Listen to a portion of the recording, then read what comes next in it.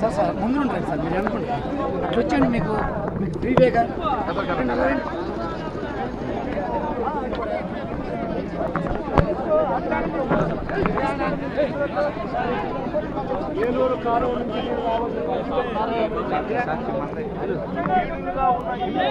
గమనించండి, కృష్ణా డెల్టాలో సాక్షాత్తు విజయవాడలో చంద్రబాబు నాయుడు గారు రోజు నేను ఇన్నే ఉంటాను అని చెప్పి రోజు డబ్బాలు కొట్టుకుంటా ఉంటాడు,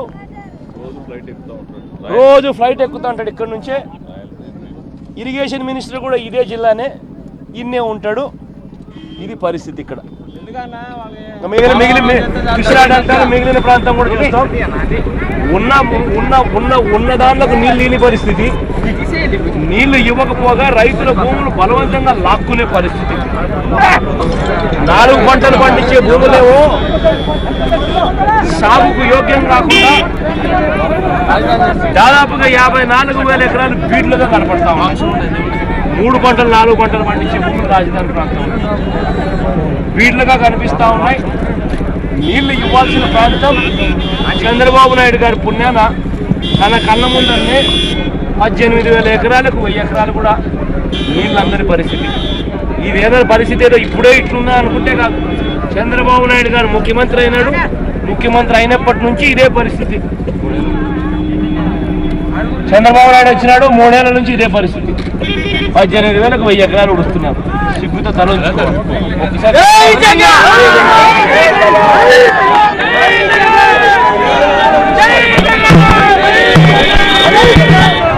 ఇక్కడ ఖరీఫ్ పంటలో మామూలుగా అయితే 18,000 ఎకరాలు మూర్చాలి. అలాగే అక్కడ కనిపిస్తా ఉన్న చెట్ల పక్కనే ఏలూరు కాలువ. ఏలూరు కాలువ నుంచి ఇక్కడికి నీళ్లు వస్తాయి. డిస్ట్రిబ్యూటరీ కాలువ నుంచి ఇక్కడ పంపు చేస్తారు. ఇంతకుముందు పంపులు చూపించాం. ఈ మండలంలో దాదాపుగా 18,000 ఎకరాలు మామూలుగా కూడా అంతే కదమ్మా, 18,000 ఎకరాలు ఊడ్చాల్సిన పరిస్థితుల్లో ఖరీఫ్ లో మొన్న వరికి 1000 ఎకరాలు కూడా ఊడ్చలేదు. అంతేనా ఖరీఫ్ లో మన వరికి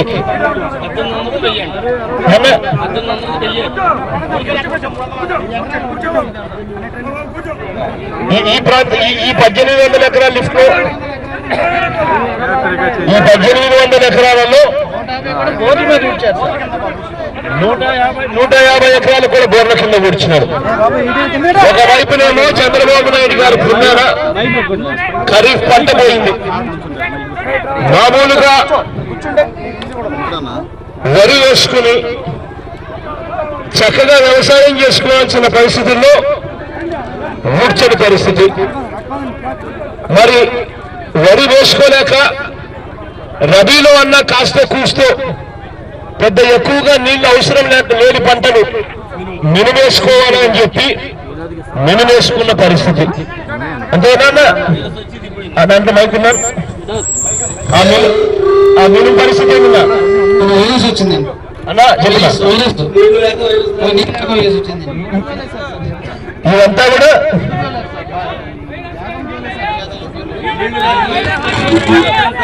ఇంతమంది ఇక్కడ మినిమేసినారా? ఇవన్నీ కూడా మినిమేసిన పరిస్థితి, మినిమేసిన ఎకరాలు. ఇదంతా కూడా మినిమేసిన మినిమేసి ఈ మాదిరిగా వైరస్ వచ్చి మినిమేసిన ఈ పంటను కూడా పూర్తిగా వదిలేసిన పరిస్థితి. ఇంత దారుణంగా ఉంటే ఎవరైనా అధికారులు వచ్చి సర్వే చేస్తారన్నా? ఏ అధికారి రాలేదు, ఎవరు సర్వే చేయలేదు, ఏ అధికారి రాలేదు, ఎవరు సర్వే కూడా చేయలేదు, ఎవరు సర్వే కూడా చేయలేదు, పైసా పరిహారము రాలేదు. మినుముకు ఒకవైపున రేటు తగ్గింది, మినుముకు ఒకవైపున రేటు తగ్గింది.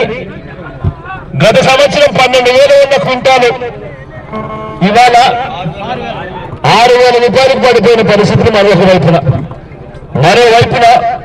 పంట చూస్తామా అంటే మామూలుగా ఈ ప్రాంతంలో ఎప్పుడైనా ప్రతి వరి వేసిన తర్వాత నెక్స్ట్ క్రాప్ మామూలుగా మినుమేస్తారు. మినుమేసిన తర్వాత కూడా ఎప్పుడు కూడా ఈ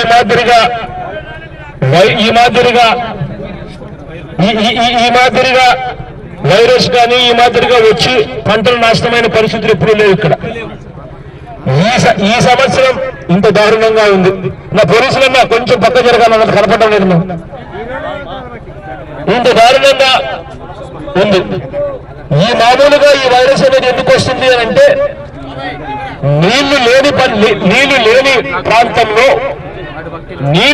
ప్రాంతంలో మట్టి ప్రాంతాలలో మామూలుగా ఈ వైరస్ వస్తుంది. మనం వేసినప్పుడు డెల్టా ప్రాంతంలో రాదు.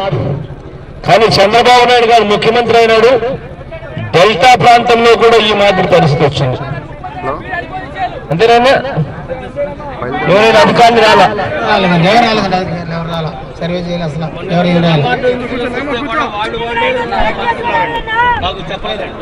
ఏ అధికారులు రాలేదు, ఏ సర్వే జరగలేదు. మొత్తం మినుము పంట పూర్తిగా పోయింది. పోయి తీసేసిన పరిస్థితుల్లోకి వచ్చినారు. అంతేనా? మిగిలిన పడాలని చెప్తాట ఏ ఏరియాకు కూడా ఒకసారి పోయి అక్కడ కలుగుతాం. ఇదిగో మిగతా ఏరియాలకు కూడా కలుగుతాం. పేరేంటమ్మా? వేసన్నా ఇక్కడ రైతు. అంతేనా?